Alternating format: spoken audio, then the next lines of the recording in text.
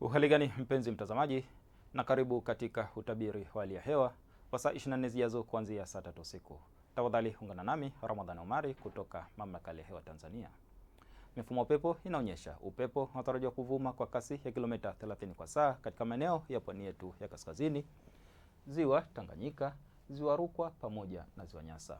Kwa maeneo ya ziwa Victoria pamoja na pwani yetu ya kusini, upepo unatarajiwa kuvuma kwa kasi ya kilomita 40 kwa saa. Hali ya bahari pamoja na ziwa inatarajiwa kuwa na mawimbi makubwa kiasi hadi makubwa.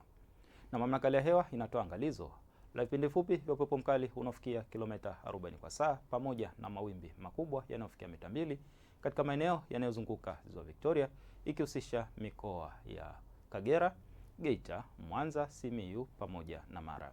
Pia Mamlaka ya Hewa inatoa angalizo la vipindi fupi vya upepo mkali unafikia kilomita 40 kwa saa hususan katika maeneo ya pwani yetu ya kusini, ikihusisha mikoa ya Lindi pamoja na Mtwara.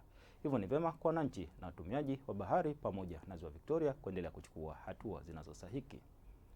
Na kwa usiku wa leo, hali ya ukavu inatarajiwa kuendelea katika maeneo mengi hapa nchini, lakini pia hali ya baridi inatarajiwa katika baadhi ya maeneo hususan yale ya nyanda juu kusini magharibi. Na viwango vya chini vya joto ni kama vinavyoonekana katika ramani yetu. Kwa maeneo ya ukanda wetu wa pwani ya bahari ya Hindi, viwango vya chini vya joto vinatarajiwa kuwa kati ya nyuzi joto 20 hadi 23. Na maeneo yanayozunguka ziwa Victoria, viwango vya chini vya joto vinatarajiwa kuwa kati ya nyuzi joto 17 hadi 20. Na maeneo ya kati mwa nchi yetu, viwango vya chini vya joto vinatarajiwa kuwa kati ya nyuzi joto 14 hadi 15. Na kiwango cha chini kabisa cha joto kinatarajiwa kuwa nyuzi joto 9 katika maeneo ya mkoa wa Njombe. Na kwa siku ya kesho, maeneo mengi ya nchi yanatarajiwa kuendelea kuwa na hali ya ukavu, huku kukiwa na hali ya mawingu kiasi na vipindi virefu vya jua. Na sasa tupate utabiri wa siku zijazo kwa baadhi ya maeneo hapa nchini. Kwa mkoa wa Dar es Salaam tunatarajia hali ya mawingu kiasi na mvua katika maeneo machache na vipindi vya jua. Mkoa wa Dodoma tunatarajia hali ya mawingu kiasi na vipindi vya jua. Na mkoa wa Mwanza pia tunatarajia hali ya mawingu kiasi na vipindi vya jua.